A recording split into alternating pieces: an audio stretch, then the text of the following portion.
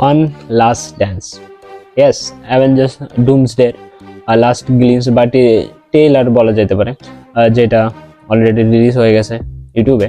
যেটা বেসিক্যালি দেখানো হয় হচ্ছে ওকান্ডান্স, তালুকান্স অ্যান্ড হচ্ছে ফ্যান্টাস্টিক ফোরের একটা ক্যারেক্টারে।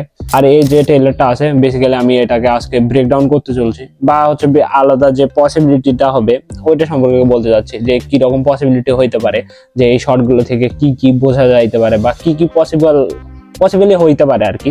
আর এটা ফর শিওর যে হচ্ছে ওয়াকান্ডার একটা ডিফারেন্ট প্যারালাল ওয়ার্ল্ড দেখানো হবে বা মাল্টিভার্সের একটা ডিফারেন্ট ইউনিভার্স দেখানো হবে থেকে যদি তাহলে এটা নিয়ে কথা বলা যায়। শুরুতে দেখানো হয় যে হচ্ছে শুরিকে দেখানো হয়, শুরি একটা মরুভূমির মধ্যে হচ্ছে প্রবাবলি হাঁটতেছে আর কি একটা কোথাও একটা যাওয়ার জন্য। আমি বলতেছি ভাই, আপনারা যারা মার্ভেলকে জানেন এনারা অনেক কিছু হাইড করার জন্য জানা যায় আর কি, কারণ শুরিতে এমনিতেই মরুভূমির মধ্যে হাঁটবে না, ওর কাছে অলরেডি স্পেসশিপ আছে যেটা দিয়ে ও হচ্ছে বিভিন্ন জায়গায় যাইতে পারে, কিন্তু ওই জায়গাতে যাওয়ার জন্য মরুভূমির মধ্যে যখন হাঁটতেছে তার মানে ওই কোনো না কোনো রিজন আছে যার জন্য হচ্ছে ওই মরুভূমির মধ্যে হাঁটতেছে, বা সামনে কোনো কিছু আছে যেটা প্রবাবলি দেখাচ্ছে না বা রিমুভ করে দেওয়া হয়েছে, অলরেডি হাইড করে রাখা হয়েছে আর কি দেখানোর জন্য। তো ওইভাবে শুরি হাঁটতে থাকে, দেন ওই জায়গায় শুরি কিছু কিছু কথা বলতে থাকে। তারপর হচ্ছে নেক্সট শটটা দেখানো হয় নামোরাকে নিয়ে, যেটা হচ্ছে নামোরের বোন আর কি। নামোরার স্কিন টোন যেটা থাকে, স্কিন টোনটা অনেকটা মানে পানির বাহিরে আসলে যে এরকম হয় আর কি, পানির বাইরে আসলে তালুকান বাসীদের যে একটা স্কিন টোন থাকে ওইটা মনে করেন যে পুরোটা নীল হয়ে যায়, কিন্তু তালুকানবাসী যখন পানির মধ্যে থাকে তাহলে একটা নর্মাল মানুষের স্কিন টোনের মতো দেখায়। তারপরে হচ্ছে নামরাকে দেখানোর পর ওই ওনারা যে জায়গাটাতে আছে ওইটা প্রবাবলি একটা মরুভূমির মতো এরিয়া থাকে। ইনকারজনের ফলে হয়তো কোনো একটা প্রবলেম হয়েছে যার ফলে তালুকানরা হচ্ছে পানির ভিতরে আর থাকতে পারছে না, যাদের জন্য ওদের ওই প্রবলেমটা হচ্ছে যে হচ্ছে আমরা পানিতে বসবাস করতে পারছি না, এর জন্য আমাদের একটা সারফেসে একটা জায়গা দরকার। নামরাকে দেখাও যায় হচ্ছে মাস্ক দিয়ে, আর তারপরে শটে হচ্ছে পিরামিড টাইপ দেখানো হয় এন্ড হচ্ছে ওই জায়গাতে নামরকে দেখানো হয়। And Namor is like always in a badass. Namor হচ্ছে একটা কোট পরে থাকে, প্রবাবলি ওটা ভাইবেরেনিয়ামেরই জ্যাকেট হবে আর কি।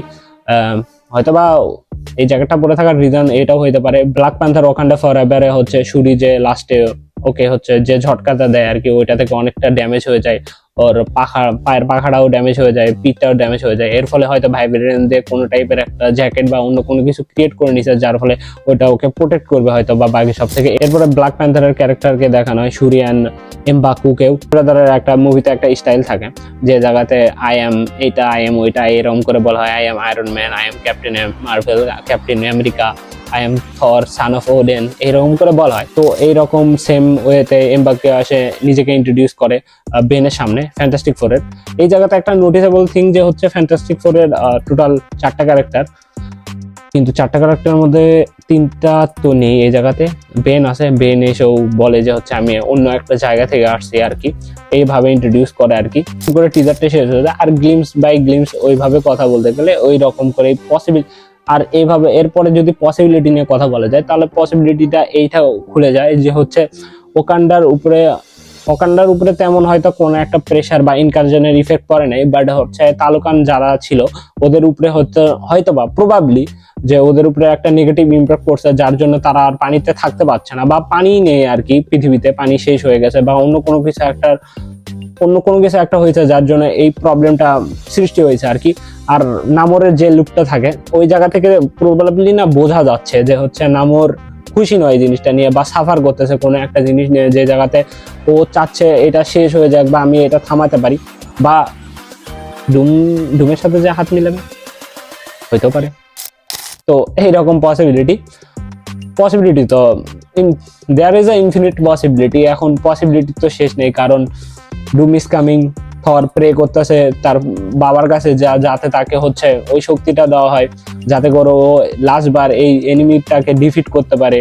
এখন একটা ঈশ্বর যখন শক্তি চায় অন্যের কারো কাছ থেকে তাহলে বোঝা যায় ম্যাটারটা সিরিয়াস হয়ে গেছে এই জায়গাতে। বিকজ আর বাকি 4জন হয়তো আলাদা আলাদা জায়গাতেও আছে, কেউ হয়তো বা কোনো সমস্যা নেই, আমার ভিডিও বানাতেও কোনো প্রবলেম নেই, আমি বানাতেই থাকবো, ওটা আসবে প্রতিদিন, আমি প্রতিদিনই বানাতে থাকবো। বাট ঠিক আছে, এখন যেটা আসবে দেখা যাবে। এরপরে হয়তো বা নেক্সট ভালো বড় একটা টিজার বা ট্রেলার দেখা যাইতে পারে 1-2 মিনিটের প্রত্যেকটা ক্যারেক্টার, বা হচ্ছে ডুমসের হয়তো বা দেখা যেতে পারে।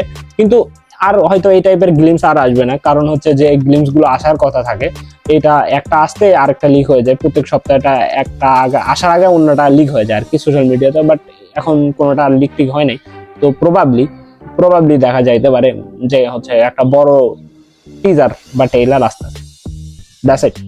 Okay, that's it for today. My name is Ryan Kadi. You are watching Architect Zone, and we meet again. Tada.